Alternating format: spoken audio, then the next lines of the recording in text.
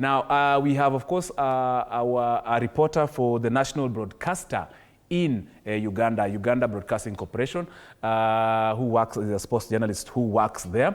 I know my director has that. He's called Peter Otai. And Peter Otai, of course, we were able to engage with him earlier to give us, of course, what happened at the Mandela National Stadium in Nambole, Kampala, and what are the chances, of course, of Uganda really making it into the knockout stages. Peter.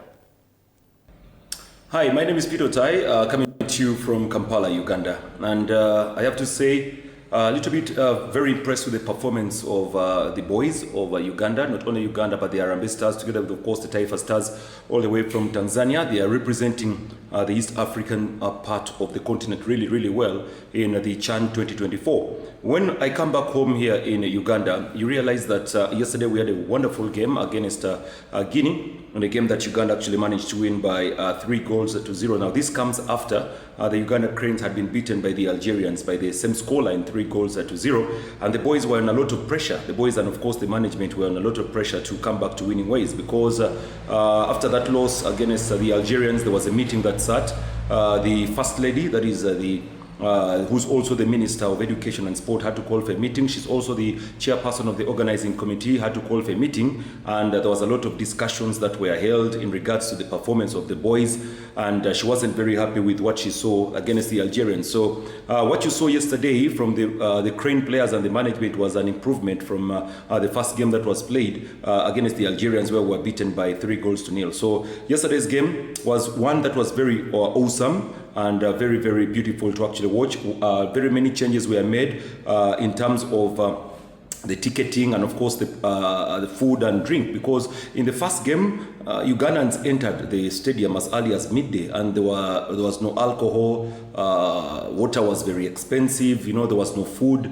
Ugandans got so annoyed because there was no morale. Even if you had watched the game between Uganda and Algeria, you realized there was no serious morale in that game to actually make the boys perform. There was no serious morale, and I believe that's one of the reasons as to why the boys lost it out, because the crowd was not there. And government later on realized there was a mistake, and they talked, I think, to CAF that allowed drink and, of course, food at the stadium, and the Ugandans came. If you saw the entire ambience of yesterday, it was totally different. Ugandans were very happy prior to the game. They were treated to a very interesting game between Algeria and South Africa, which was a good one that ended at 1-1. Which played, of course, very well for the Ugandans, because if you look at many of the Ugandans who came for the game yesterday, they were in support of South Africa. Every touch the South Africans would make, Ugandans were very, very, very happy, because, Algeria had actually beaten them the previous days there. So that's exactly what transpired in that first game, and, of course, the change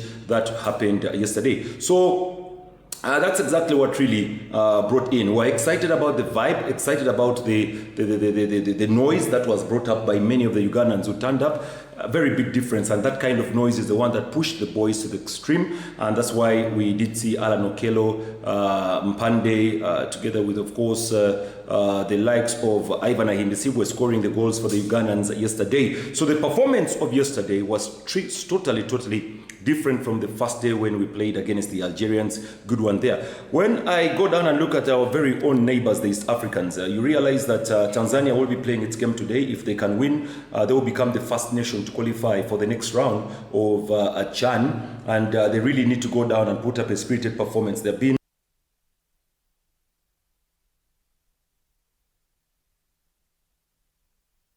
very early, but apart from that, they also probed, and they got their goal penalty, of course, scored from Austin Odhiambo. He's scored that penalty. So all in all, you have to say that the kind of football that Kenya played against Angola was a little bit sketchy. It wasn't the kind that we had expected really from Kenya. I think Angola were well prepared for the Kenyans, well prepared. I saw a couple of mistakes being made by the defense and of course the goal, and not very many chances that they got apart from the penalty.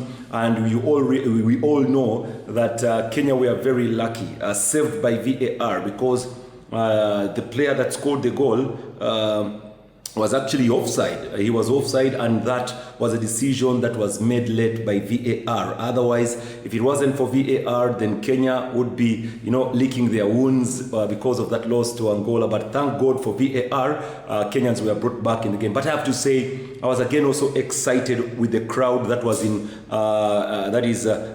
Nairobi. I begin with the game where DRC played. My God, that crowd was so good. Kudos again to the DRC guys for showing us how a crowd should behave, how excited we should be in a pitch. So DRC again, kudos to you guys. Then when we went down to Kasarani, the Kenyans also came in number. I think they saw what exactly had happened in Nyayo, so they decided to transform what was in Nyayo to Kasarani, and it was very nice. So the vibe is beginning to pick up, and we need to keep on telling the countries of East Africa, and of course the supporters of East Africa, to keep on giving more support to their nations. It's the kind of support that these players need in order to push them to perform very well. Apart from that, guys, I have nothing more to say.